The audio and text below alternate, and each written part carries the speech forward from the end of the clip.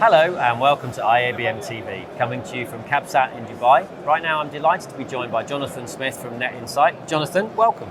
Thank you very much, Darren. Or I should say thank you for hosting us on your booth. Absolutely, on the Net Insight booth here at the show. So Jonathan, just kicking off, tell us about your role at Net Insight. Yeah, so I work in the business development team, a cloud solution area expert, and really I provide the glue between kind of our sales and commercial teams and our product teams, customers, and try and bring it all together so we're iterating in the right direction from a product perspective and giving our sales team the tools they need.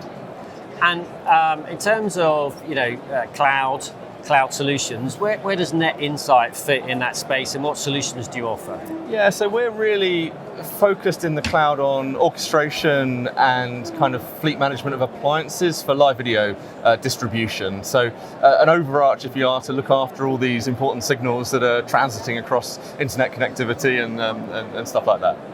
And what challenges is the industry dealing with in this type of application? Yeah, so I think if I can go back for a bit of history maybe, I think it was interesting as an industry we kind of flocked to this ubiquitous IP connectivity that internet and generic IP services provided, and we were very quick as an industry to develop kind of technical tools to deal with that, the ARQ formats, the RISC, the SRTs, the ZXIs, and we got the tools we needed to get video across the internet. But as scale has started to increase and we're doing more and more within that environment, starting to see kind of some cracks appearing with that generic approach. And that's where we kind of try and come into the picture. So there's really three areas we're operating in and trying to solve problems for. One's observability.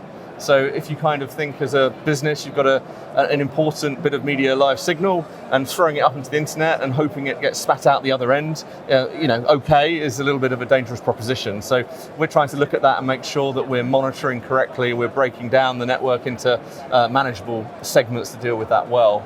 I think the second is due to the kind of massive growth over a really short period, and we're seeing workloads in cloud that are not only kind of event-based and reactive. There's also 24/7 services sitting there now. So the need to be able to have a logical software-defined network that can scale with those different loads is increasingly important. And I think more than ever that's a given rather than a requirement. We can't just bolt appliances together anymore.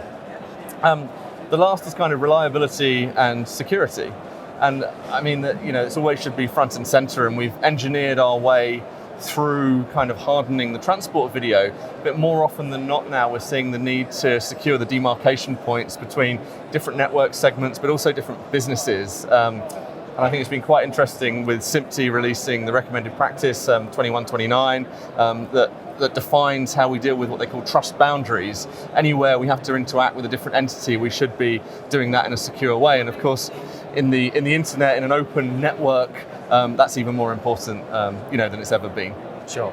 And of course, Net Insight has many customers, but have you got a couple of use cases you can share with us? Yeah, so I think one of the really interesting ones recently has been with CBS Sports. So CBS Sports have recently launched Golazo Network, and Golazo is a tier one soccer stroke football, depending on who you're talking to, that aggregates games from South America, North America and European leagues into a single network distribution. And that's interesting in that we always assume tier one sports was reserved for things outside of maybe internet delivery.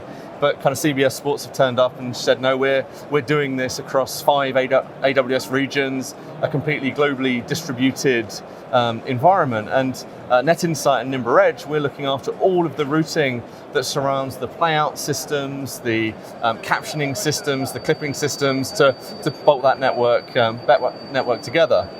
And that's really interesting, is that's delivering out to Paramount Plus, to Pluto TV, to CBS.com, CBSSports.com, and the plethora of other IP-connected devices. So, we've created a single pane of glass for their operation to manage all of that connectivity. And, it's quite amazing when you think that's like taking your traditional router control system and then you can now wrap it around the globe. So from a single pane of glass, they can deal with contributions anywhere in Europe, anywhere in South America, anywhere in North America to their production center, and then redistribute it out to all of their endpoints, all of their IP endpoints. And I think we're doing that with that kind of observability, security, reliability, and scalability front and foremost in that Nimbra Edge platform.